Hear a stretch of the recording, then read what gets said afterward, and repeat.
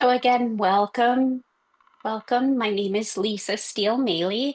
I'm the Executive Director and Dean at the Chaplaincy Institute of Maine. It is a pleasure to welcome all of you to be with us tonight. I see some familiar faces and some unfamiliar faces, so look forward to an opportunity to see and hear from everyone. And really looking forward to hearing from Val, who is a 2022 CHIME graduate and has many amazing stories to share.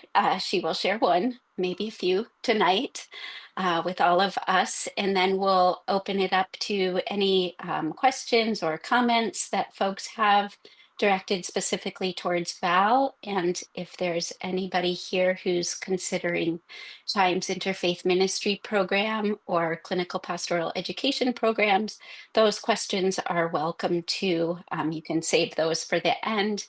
And anybody here, alumni, current students, or myself might choose to answer those questions as they come up.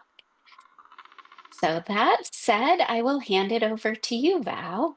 Thanks very much, Lisa. It's really an honor to be with you all this evening, and I am going to share my screen briefly. Please be patient with me. I am a low vision person, which means I'm kind of blind as a bat, so nothing against bats. I think I got it here. And if someone can just give me a thumbs up that you can see that okay. And I need to change my Zoom settings so I can see you guys on the side. There we go. Get to the beginning of this. Sorry about that. So as Lisa said, I'm Val Lovelace. I am the Executive Director of Maine Death with Dignity. I sit on the board of the Chaplaincy Institute, and I am a 2022 graduate ordained by the Chaplaincy Institute, which I actually never saw in my stars. That's a whole different story, but part of it will come up today. So we're going to talk today about wayfinding, or what I call wayfinding, how I took my story and my sense of being lost spiritually, and used a process during my internship with the Chaplaincy Institute to navigate my way through religious trauma. So I wanted to share this picture. This was just recently posted with this the announcement for tonight. This was taken in 2024 at the ordination for CHIME. And the reason this picture is worth 1,000 words is because what you see here is like the sum total of the integration work I did during my time with CHIME as I struggled with my spiritual identity and how to integrate not only a fundamentalist kind of upbringing, but the cult experience and all of that. And I actually spent my second year at CHIME duking it out with myself to come to this sense of peace that you see here in this image. So I'm going to take you back a little over 50 years ago to 1974. I was a high school junior. I was living with my family in Mankato, Minnesota. I was a fairly good student. I was not a great student, but I was a good student. I had a part-time job like many teens. I was curious and creative. I was spiritually motivated individual. I was 16 years old. And I was introduced by way of a high school teacher whom many of us students admired to an evangelical cult leader. Of course, we weren't told that. He didn't know that. And what happened to me following that introduction in very early 1975 was a rapid period of being erased, what I call being erased. So the cult was a local organization, evangelical organization in Wisconsin and Minnesota. It was led by a man from India by the name of Rama Bahara. If you were to Google his name, you might find a little residual information about him. But what tends to happen with groups like this is when the leader dies, the group tends to disband and also die. He was based out of Shawano, Wisconsin. After 2 visits, I ended up leaving home. I renounced my family. I quit high school. I isolated from external influences and I stopped all creative activities. I was 17 years old and I had given my life to God in the way that I had been conditioned to believe by this group, that you're supposed to give your life to God. My parents were unhappy with that, needless to say. So they began in the background laying plans to actually kidnap me and have me deprogrammed. And that was kind of a thing back in the 70s. A lot of kids would end up in religious cults. Their families would go after them, retrieve them, and then through a process of working with them, deprogram them from that group. What that left me with, the deprogramming actually, it took about 2 days. It is an incredibly rigorous process of reversing mind control. And while I was there comes a point, we call it snapping. There comes a point when a person's mind will snap, the synapses start firing again in a way that person can think, and suddenly I was again aware of what had happened to me. I was like, oh my God, I disappeared for a year and a half. That left me pretty fractured. Particularly spiritually. I had several months of isolation after the deprogramming because psychologically a person can become very afraid, can convince themselves to go back to the group, afraid that thunderbolts are going to fall out of the sky for questioning God and all of those kinds of things. But at the end of that process, just before joining the Navy, which is a separate kind of cult maybe, but I swore off believing anything that I couldn't see, touch, or verify on my own.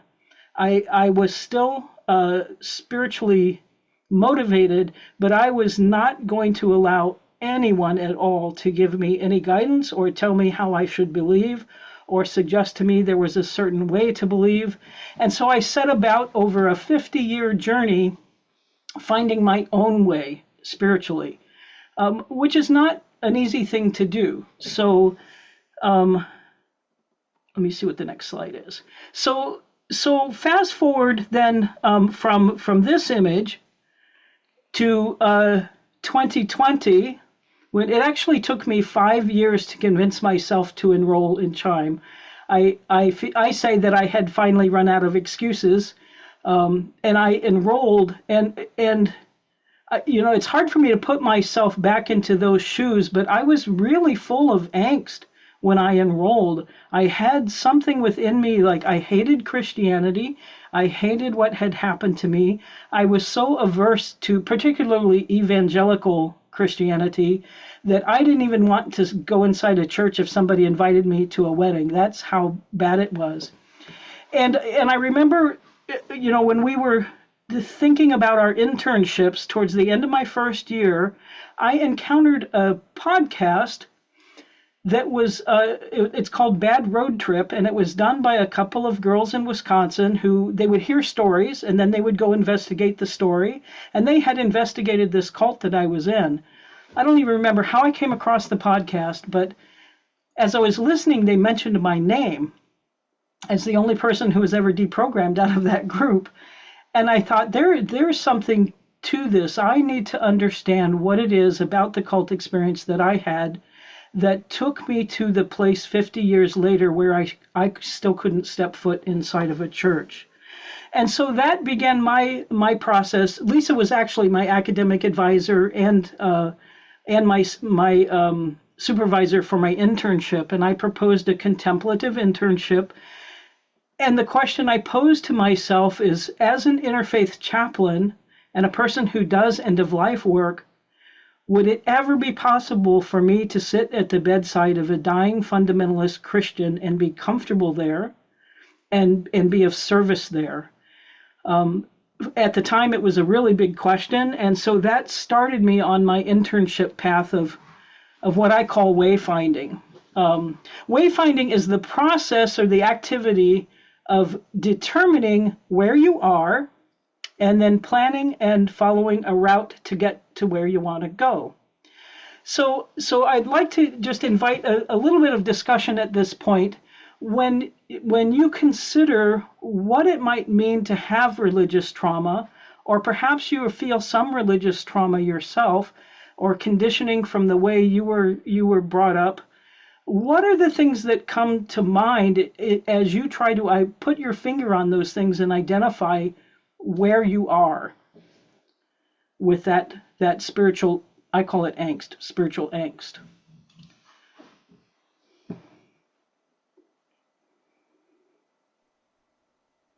What might a person be experiencing? I guess um, I think being spiritual, I'm 80 years old, and my perspective on it today is quite different than when I was 19. Right? I think being spiritual is not a destination, it's a journey. Right. And I believe along that way, you will have, I don't mean you, but in general, will have stop signs where you will question, and you should. I really like that. You will encounter stop signs. You might And run into them. Like I would hit my forehead against them. That's how I encountered stop signs. That's a great way of describing it. Anyone else? Okay, so in the process of wayfinding, one of the things that each of us were probably very familiar with wayfinding, when you walk into a mall. Hang on, my thing just stopped working here. So, oh, sorry. So wayfinding is I am here, identifying where you are. I want to get over there somewhere, and then identifying how you're going to do that. If I can get my slides to advance here. There we go. And so most of us are familiar with wayfinding like this. You walk into a big complex or a shopping mall, and there's this giant map. And the map really doesn't make any sense at all until you find the red dot that says you are here. Suddenly, then you can orient to where you are and where you want to get to, and then you know, oh, I have to go up to this intersection and maybe turn left because I want to go to building 450. And so that's the first part of wayfinding, is being able to say, particularly spiritual wayfinding, okay, I'm confused spiritually, I'm angry spiritually, I'm hurt spiritually, and to be able to say those things out loud. I'm a firm believer that anything you can say out loud, you can begin to heal. And so the things that I said out loud to myself as I was going through this process was, I was definitely angry. I was, and it wasn't like a general anger. It was a very focused anger at religion, organized religions. I did have, deep inside, I was fearful. There was a lot of shame, religious shame from that conditioning. I was doubtful about, even though I felt firm in what I believed, there was still doubt there. Like, am I doing the right thing? Am I believing the right thing? Am I going to go to hell if I don't believe the right thing? Those kinds of things went through my mind. I feel like I was spiritually depressed. I was certainly spiritually exhausted. And I was really pissed off at organized religions and the history of organized religions and the harm they create, particularly the Christian tradition. And so once I identified where I was, I set that aside, so I had this clean slate to think about where I wanted to go. I had those things written down. I had it identified. It wasn't that I was sweeping it away, but I wanted to clear space so that, exclusive of those things, I could begin to think about where it was I really spiritually wanted to go. So there I was in the middle of a blank slate. And I began to think about what it means to have a spiritual tradition that is nourishing and supportive and provides strength and comfort, because that was kind of the hypothesis I had. And I began to envision this idea of a love-centered tradition, or being driven by love, or being led by love, that and that vision helped me begin to sort through the things. Well, if this is something that I have believed in the past, and it's not led by love, then this is not a belief I need any longer. And I was able to begin sifting through some of those values to come to a place where I felt like I had identified what it was I needed in a spiritual practice. So my hypothesis was a spiritual tradition or practice or any set of beliefs should be uplifting.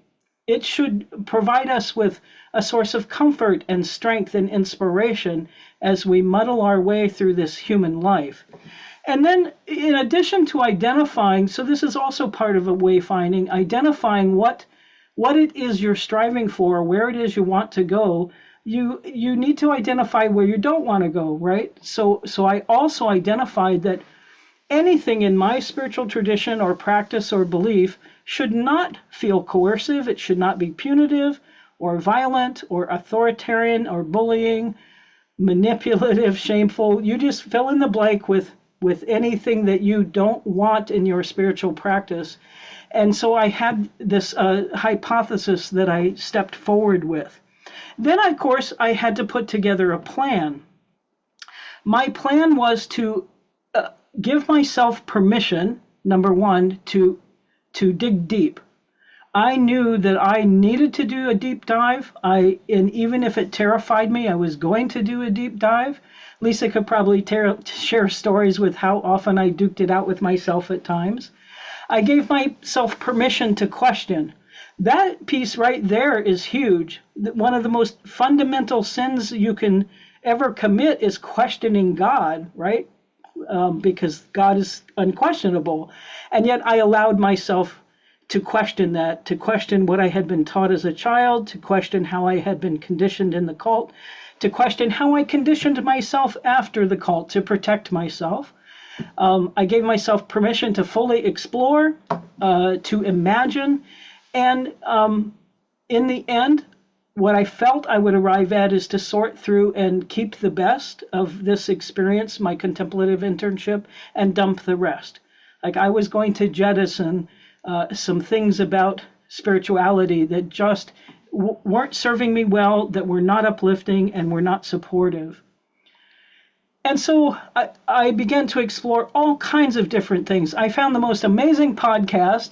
It's called The Bible for Real People.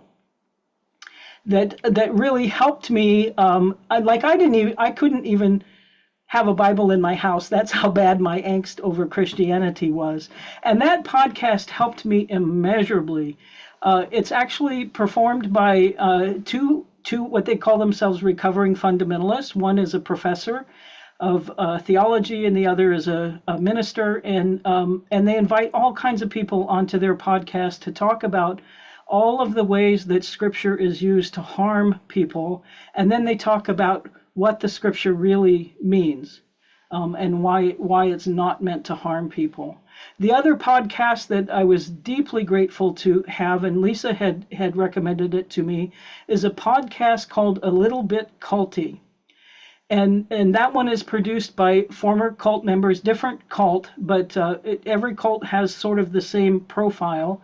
And it really helped me go back over the bones of my history in the cult and sort through the things that I had not even considered were still with me. You know, I thought the cult was an experience 50 years ago. I had struggled through it. I got through it and I was fine.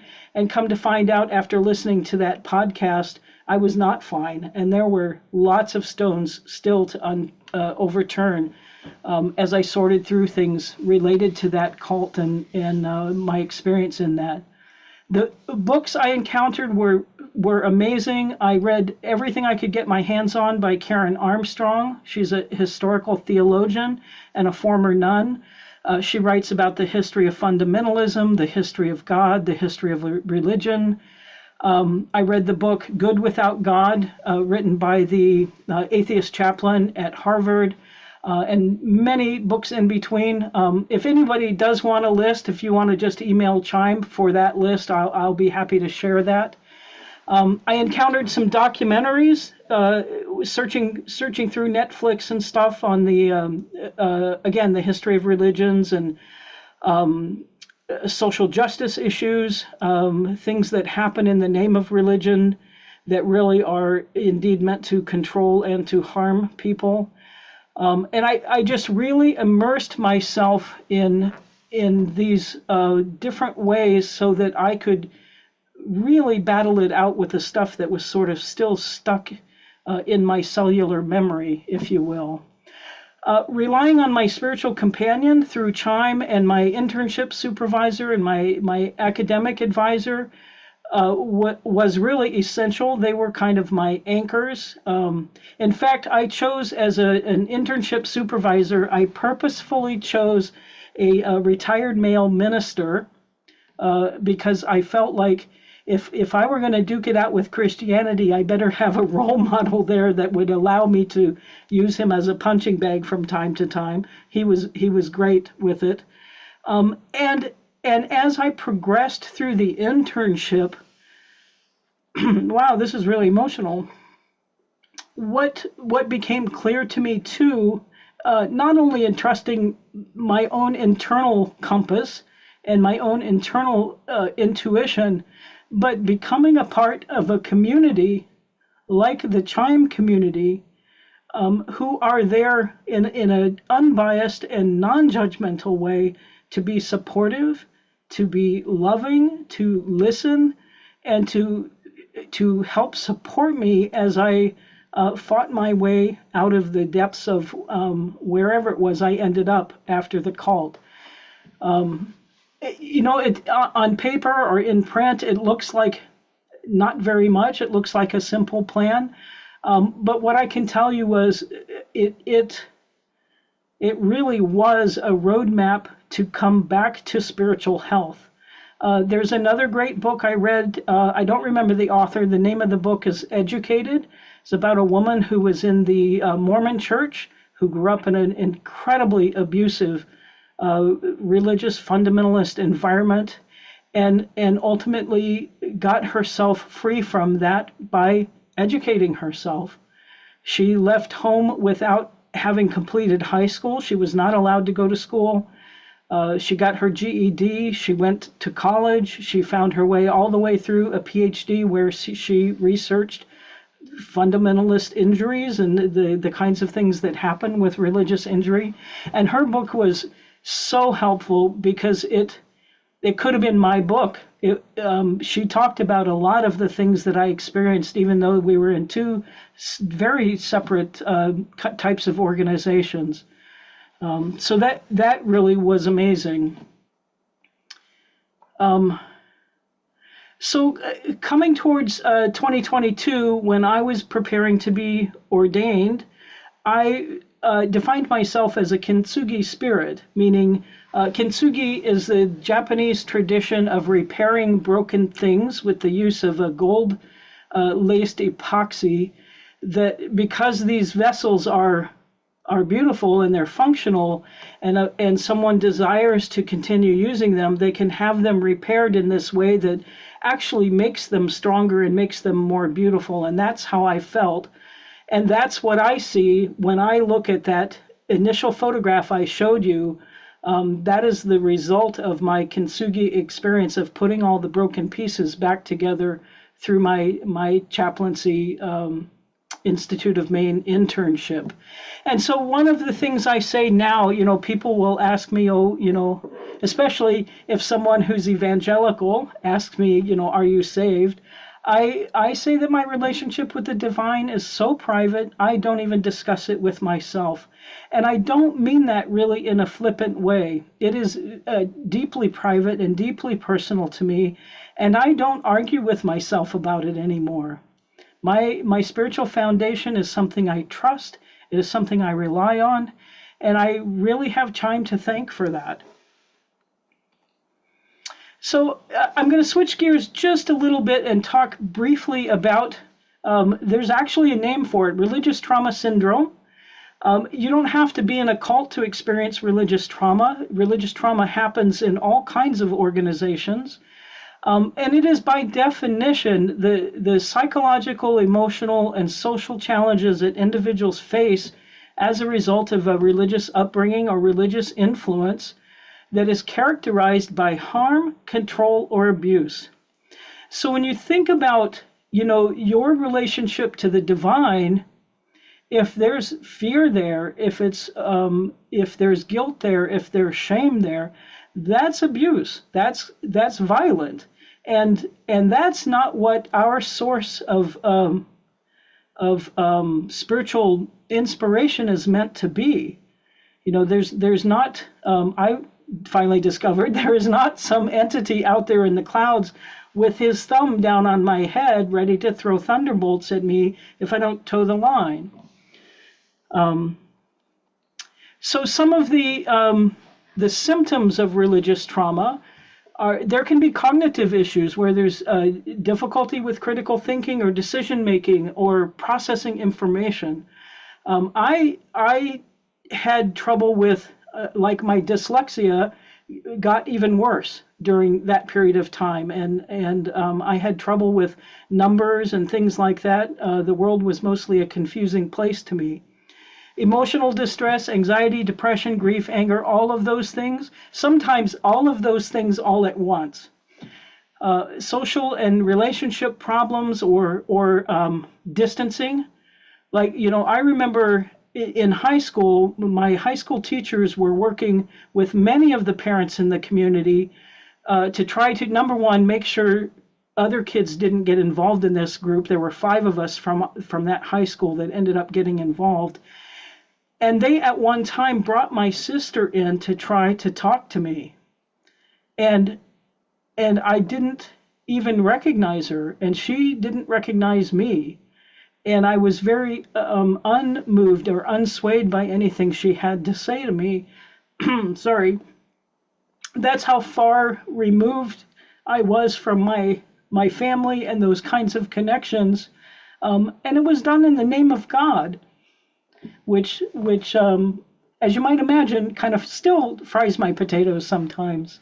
And of course, physical symptoms, and in particular, in a cult environment, they rely on the creation of physical problems to also keep you off balance. So lack of food, lack of sleep, not resting well, working all the time, and things like that, because it can really keep you out of balance. So in my estimation, religious trauma equals mind control or control. You can even cross off the mind. These are specific methods and techniques that are designed to control or influence how a person thinks, feels, and acts. So we're all under some form of mind control, right? We buy the Oreos because that's our favorite cookie, and every time we see the Oreo commercial, we're persuaded to put that on our shopping list. That's influential, right? But when it becomes destructive, where the overall goal of that control is to promote dependency and obedience to some leader or to some cause, then you are in trouble in terms of mind control or trauma. Steve Hassan, I should leave this other slide up here.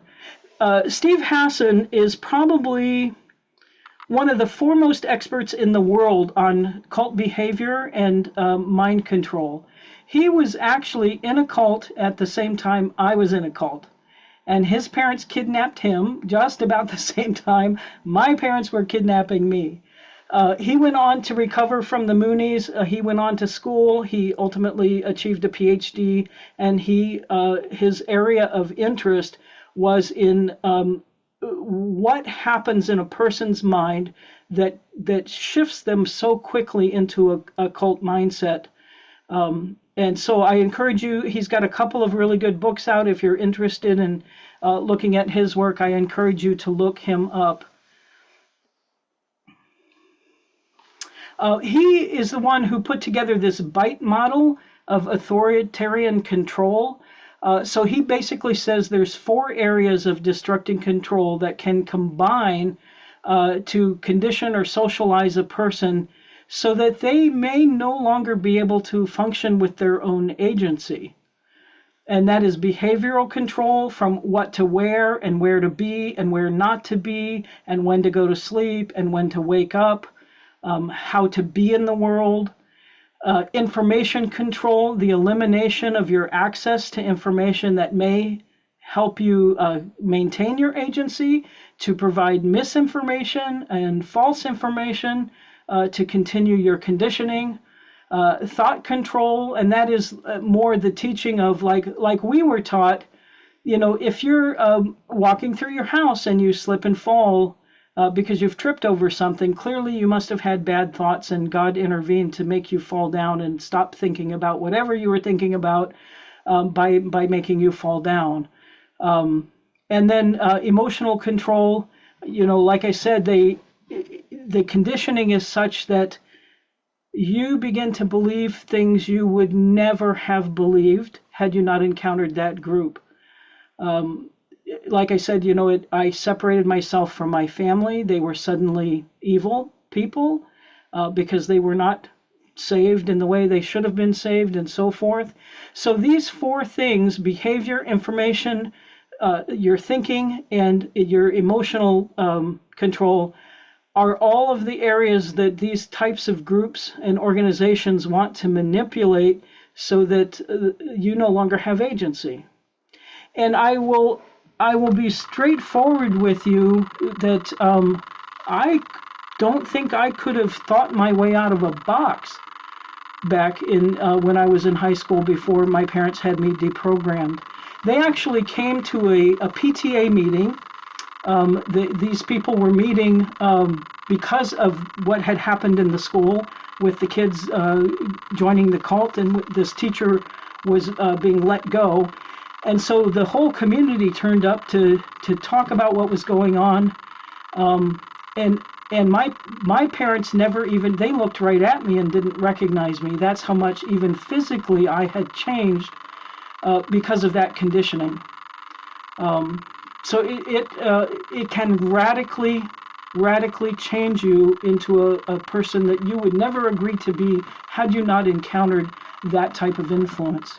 So there's all types of cults: religious cults, political cults, multi-level marketing schemes and Ponzi schemes, and even certain therapies, yoga groups, meditation groups, where a leader establishes him or herself as an expert who is not to be questioned, who then begins to influence the members of that group. In fact, the podcast, A Little Bit Culty, came out of a multi-level marketing scheme where the leader had set himself up as an expert and was ultimately able to take control of other people to the point where they were willing to carve his initials in their skin. That's how much control that guy had. So it's any person or organization can be a little bit culty, a little bit controlling, a little bit too influential, or a whole lot culty like the group I was in. So that's the end of the slides. What I'd really like to do, I'll stop sharing here. Hang on just a second. What I'd really like to do is just, answer any questions you have or listen to anything you'd like to say, any experiences you may have had around this type of influence, or any questions you have about ChIME. So this is where I'm going to zip it, and I'm going to let you guys talk.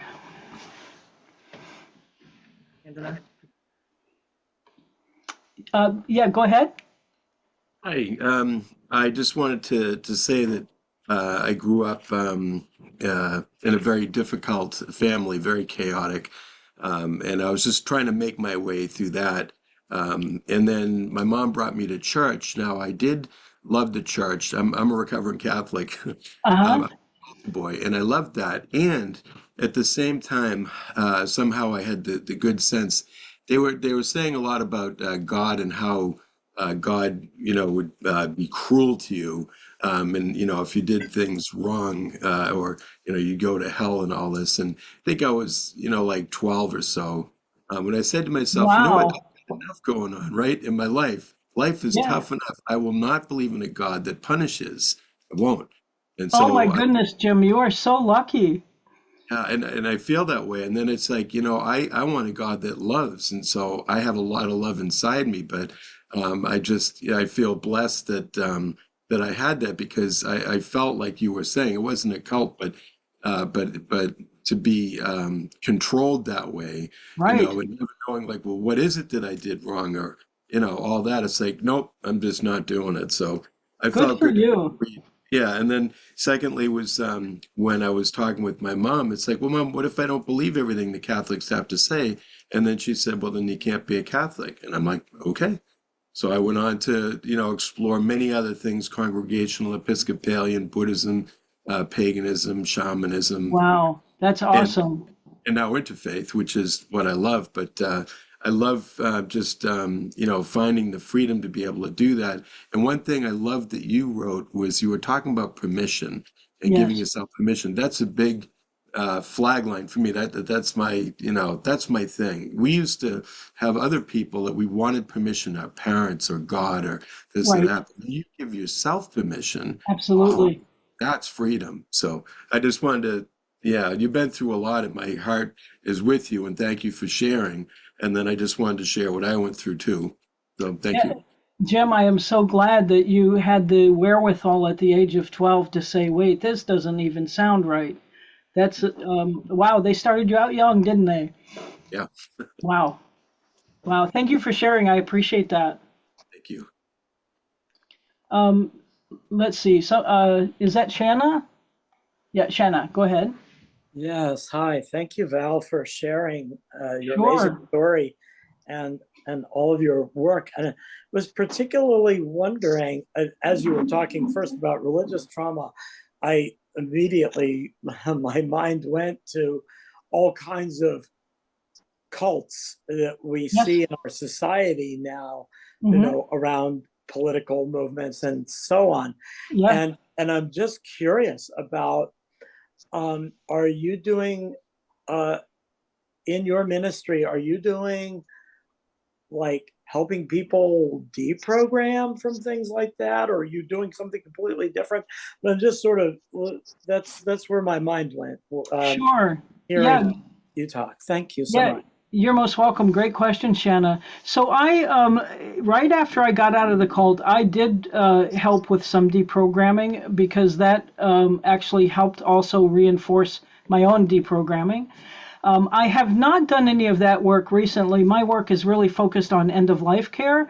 But I am feeling more and more called to that kind of work, particularly in today's climate, where so many people are feeling, spiritually worn out or spiritually exhausted. And with the current lay of the land, not only in the United States but across the world, I think this kind of permission to question and explore is becoming more and more necessary for people. So yeah, I'm very open to going deeper into this work. Yes, there's a Valerie, yes. Let's see. There's two hands up right now. I see Prince. I'm sorry, I can't pronounce your last name, and also Catherine. So go ahead, Prince first. okay, Valerie, thank you so much for sharing your testimony. You're most I'm welcome. enjoying every bit of it from Ghana. Welcome. But, yeah, but I think I have a few questions to ask, Sure. uh, especially when you talk about the deprogramming. Yes. Don't you think that the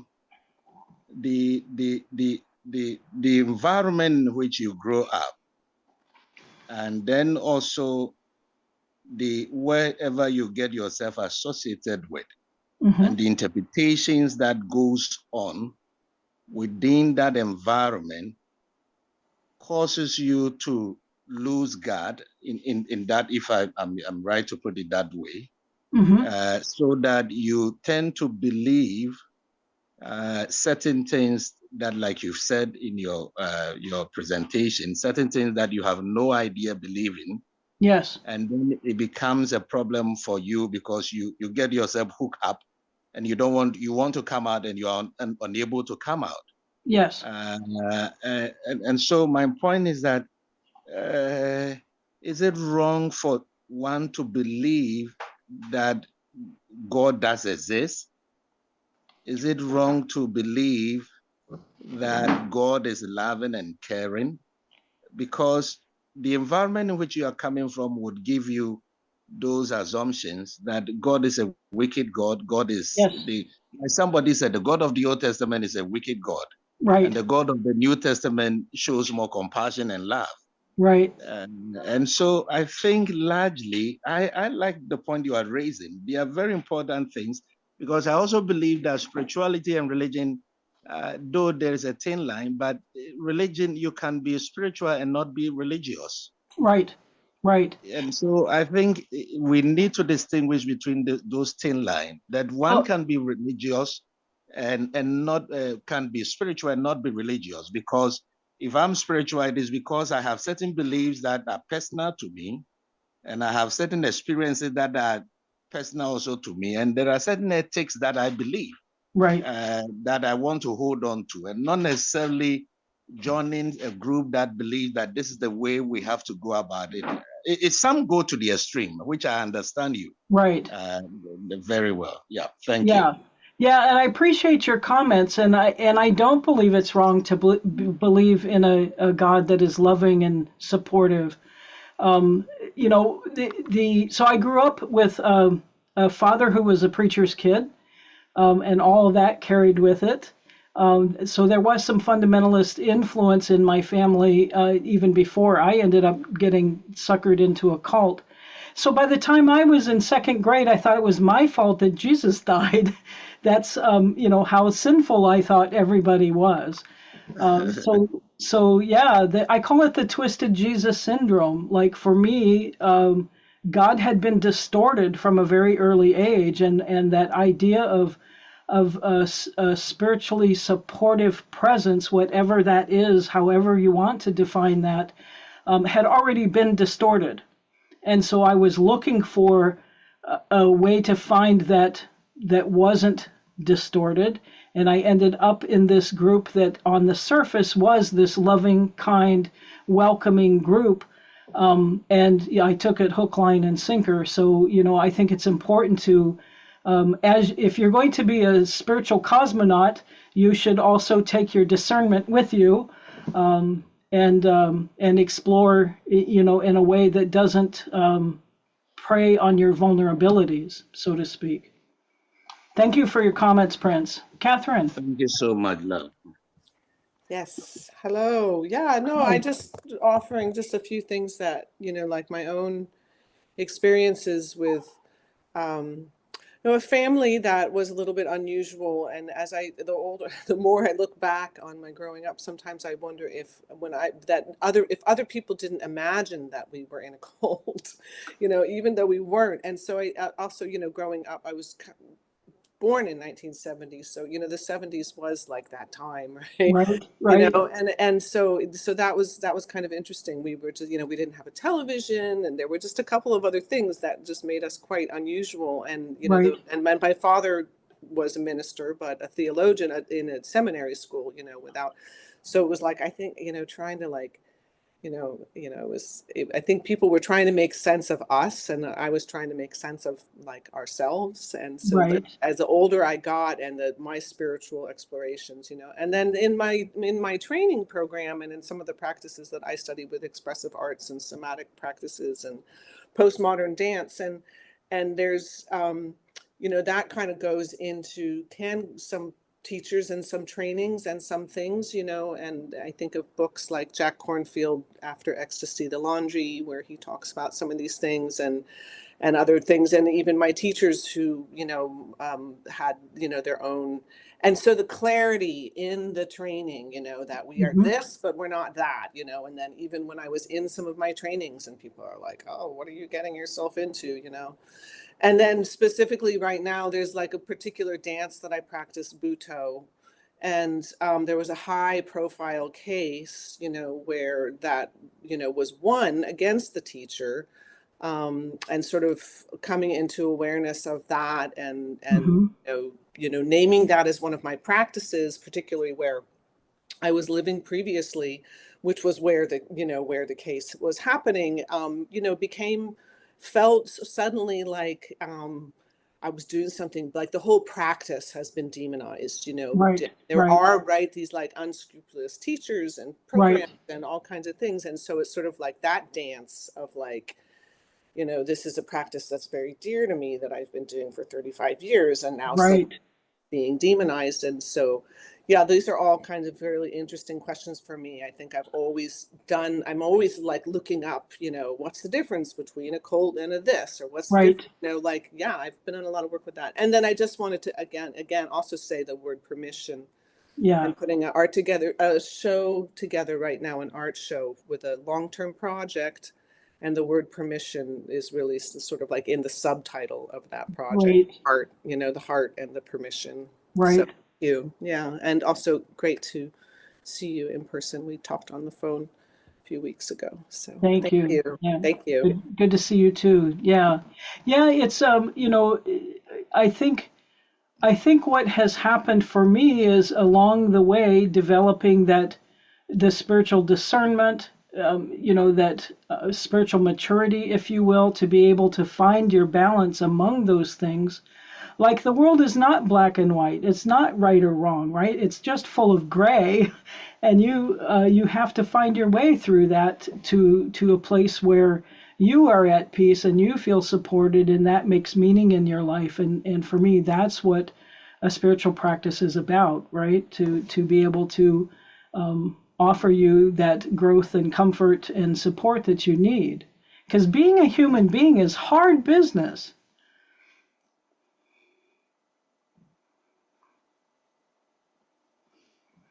Yes, Greg, how are you today? I'm fine. Good to see you, Val. Good to see you too. Well, thank you so much for telling us all about this. I um, My wife Kathy has over the years mentioned spiritual wounding, and I've heard a lot of horror stories around spiritual wounding, and I was glad to never have experienced that. And then during my time in ChIME, there was a period when I had this little epiphany that that I did have a very minor form of spiritual wounding, and much less problematic than what you're talking about and other things that I've heard. In growing up in like a spiritual desert where there was, where I came to late in life came to understand that I am a spiritual being, and having nothing no foundation upon Right. which to sort of understand any of that.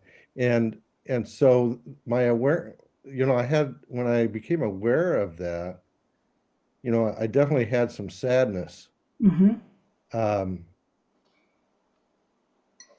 and thankfully, it was a fairly, relatively speaking, a really minor thing for me to deal with compared to, what you had to deal with, Val. So I just thought I'd mention that. Thank you. Yeah, thanks for sharing that, Greg. And I can imagine that felt really scary. I mean, it's like that blank slide I had with the red dot, right? And you're like, where's my foundation? Where did it go? Did I ever have one, right?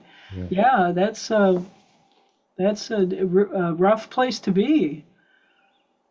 And it Well, sounds thanks. I had ChIME and I have Kathy, so right, right. Got to have that community, right? yes. Yeah, and one of the things that I struggled with too, if you can recall that first image I showed you and the outfit that I had on, the regalia that I had on, I was absolutely certain I was showing up at ordination without a stole. Stole was not my thing. That's too close to Christianity.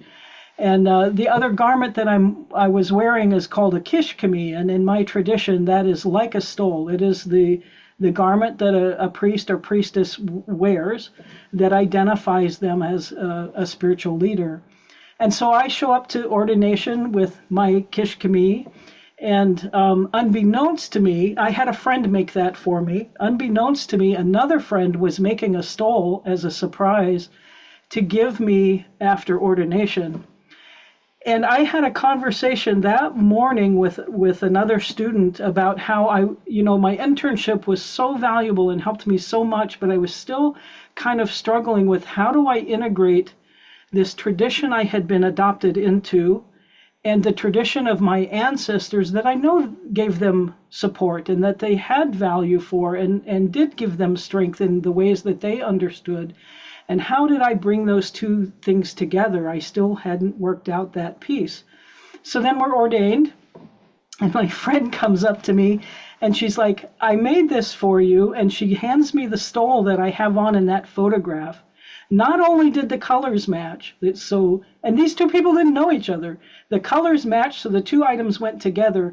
They used the same stitch, it's a little ocean wave stitch, along the edges in the same blue thread color, completely unaware that each was making a garment for me. So those two items came together that day, and I just had this epiphany. It's like, oh, that's how you integrate it. You just bring it all together. So it was pretty amazing experience. So I'm glad, Greg, thanks for sharing that, and that you found your foundation and built a strong one on your journey. I sometimes think that organized religion is really counterproductive to spirituality. I don't know exactly what I mean by that, but I am a member of a church. In fact, my family has been here in Maine and has been a member of that church for over 100 years. Wow. My mother in 1914 was christened in that church. Wow. And the church means a lot to me. The church family means a lot to me. Mm-hmm. But I explore, especially at this age and stage of my life, I'm exploring a lots of different kinds of ways of reaching the divine intelligence, or whatever you wish to call it. Right. I also have great respect and love for atheists. Mm-hmm. And that's a whole other dynamic. Right. I was most fortunate that in my childhood, not perfect. No one should have a perfect one. We have to learn how to deal with struggles. But I had two wonderful parents. And I remember, dear, my mother's end of life, she guided me well without restrictions. She was way ahead of her time. She was open-minded. She gave me a black baby doll. Wow. When? 1955, when Yeah. they were lynching Black people. Right. So as far as religion is concerned, she believed in God, but she was wanted me to think for myself and be independent. And near the end of life, I was asking her, she lived till 95, some questions. And at the end, when I got done, she says, I do not know those answers now, but perhaps I'll know them when I get to the other side. Yep. That's great. Thank you for sharing. Yeah, and I don't want to leave you with the impression that I'm anti-church or anti-religion. So there's the institution, and there are people involved in the institution that sort of muck it up, right? But then for me, there's also the energy or the essence or the reasons that people come together in a faith tradition. And for me, that's really the church, right? It's the people who come together with those values and their love and their support of one another. And that's a church I'm okay with.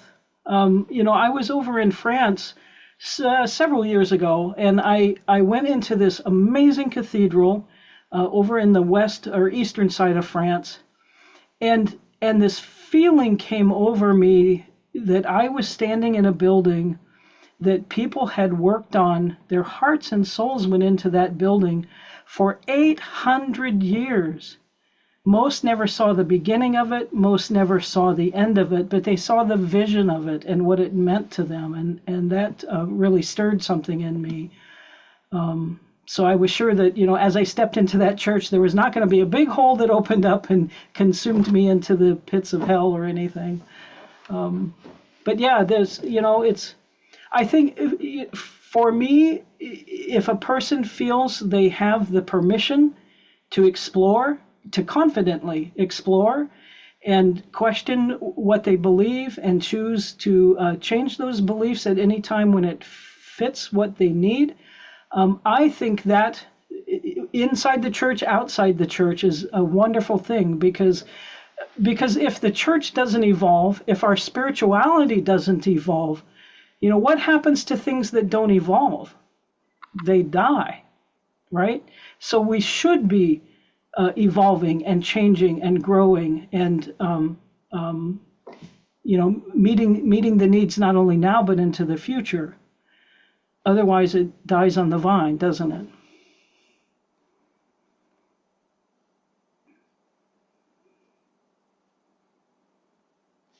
Yeah, Kay. Good to see you. Thank you. You too. Now, I'm curious, with all the journeying and healing you've done since your cult experience, if anything ever happens that deeply triggers that in your current life or, in recent years, if anything happens that deeply triggers that, and how you go about recentering, reconnecting, regrounding. It depends on the trigger and how deep that goes. I will certainly reach for my community. So that would be Lisa and the others I know in ChIME who know me and understand my story. I reach for my family. I would reach for my spiritual teachers who have grounded me in a way that, first of all, I'd be really surprised if I got that rattled. I suppose it's possible. But yeah, I would throw out a lifeline and say, help, I've been triggered. This is what's happening for me, and I need your ear, I need your heart, I need your hand.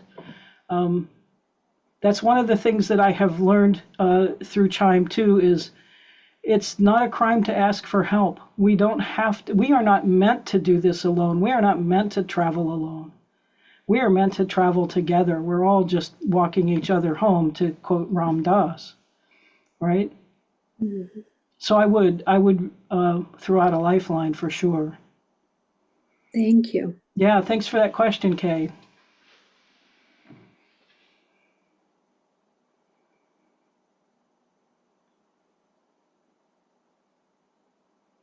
It has been so lovely to be here with all of you this evening. I saw one more hand. Okay. If we have time to take one more, I saw Jean. Okay, sorry, I didn't see Jean. It's not unusual. Where's Jean? Trying to Jean, see. you're muted still. First of all, it's nice to see you, Val. Oh, hi, Jean. How are you? Sorry, my vision makes the Hollywood Square thing a little wonky. Understandable. Well, thank you for I'm beginning to get a mega perspective of my journey. It matches Greg's a little bit. Mm-hmm. I was struck when you were talking about you had a plan. Mm-hmm. And I thought, I never had a plan. I was like, I didn't know it, but I didn't know who I was. Right. Ever, because I know this sounds weird, but for me, American society was a cult. The domination. Mm-hmm. I can't say I was ever really abused religiously. I mean, I tried going to churches and I didn't get anything from them because they were telling me what to think and what to do. Right. Just like my classes in college, you read and then you spit back what you learn on the test, Right. rather than being allowed to think and be creative. And it was like, I was thinking it was like being washed back and forth in a giant ocean, and in a culture that dominates, patriotism, domination. Right. And then by accident, I'm washed ashore into ChIME. Right. And I'm thinking, for me, ChIME was a process. It wasn't so much, I mean, I'm not saying all the things we learned aren't important, skills, etc. Right. But ChIME for me is a process that freed me. Right. That brought me to my spiritual calling that was really always underneath, about our connection with other beings.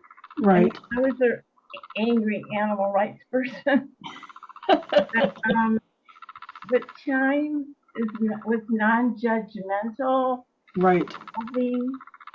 People not telling me how to think. It freed me to find my identity. And it's still growing. I'm still wrestling with it. But I agree with you, Jean, and thank you for sharing that. I think it's a process. ChIME is a community of process that frees you. Right. It is. Brought me into a perspective of love, away from the anger, of right. connectedness, and right. helped me develop a foundation, like Greg was talking about. I didn't have any foundation, and I didn't. And you're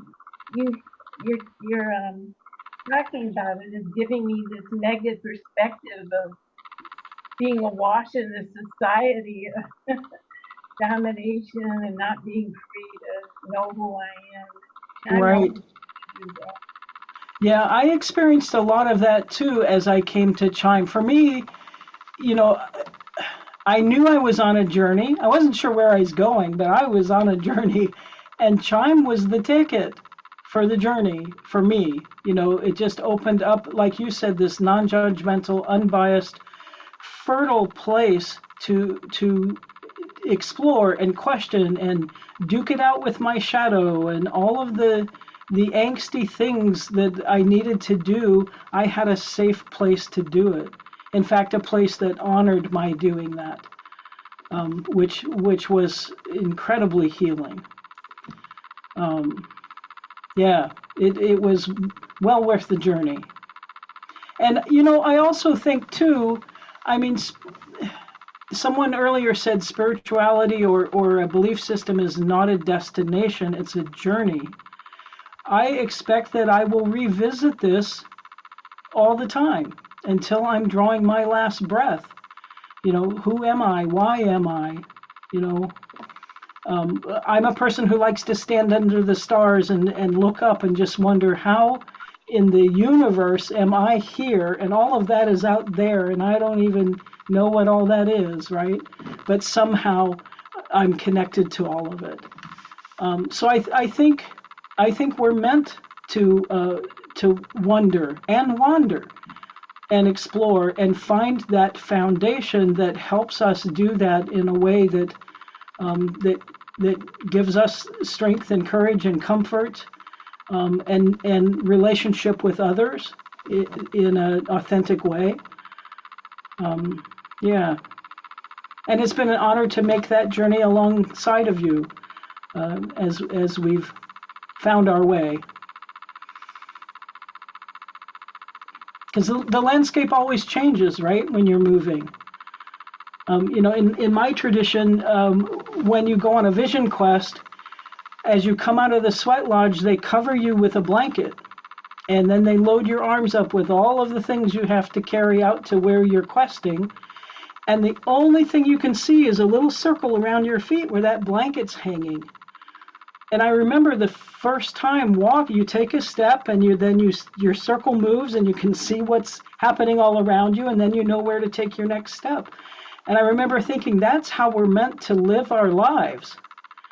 If you stand still, you never see a new thing. You never experience a new thing. So, in fact, I don't know if Patricia is still on here. When I did my second interview to enroll in ChIME, Patricia was there. And I was still hemming and hawing and fighting with myself. And is this really what I think I need to do? Why am I doing this? And Patricia said, sometimes you just have to take a step in any direction. And it was like, bing, there's that Vision Quest image. And I knew it's time. I'm enrolling. So I think spirituality is an evolutionary process.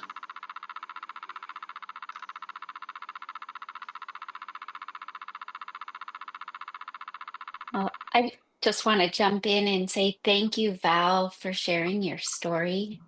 Thank you, everyone, for your questions and sharing your experiences. I love the resonance and intersection and all these weavings that are happening in this discussion. Thank you, Val, for bringing us in here. Oh, you're most welcome. Thanks for inviting me. Thank you all for being here.